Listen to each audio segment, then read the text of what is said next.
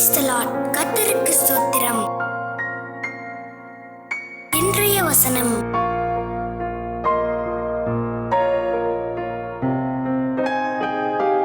எபேசியர் 4:29 முதல் 32 வசனங்கள்.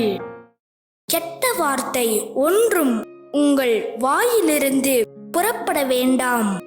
பக்தி விருத்திக்கு ஏதுவான நல்ல வார்த்தை உண்டானால் அதையே கேட்கிறவனுக்கு பிரயோஜனம் உண்டாகும்படி பேசுங்கள்.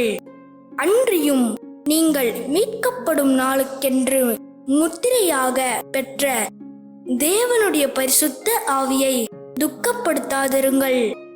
சகலவிதமான கசப்பும் கோபமும் மூர்க்கமும் கூக்குரலும் தூஷணமும் மற்ற எந்த துர்க்குணமும் உங்களை விட்டு நீங்க கடவது.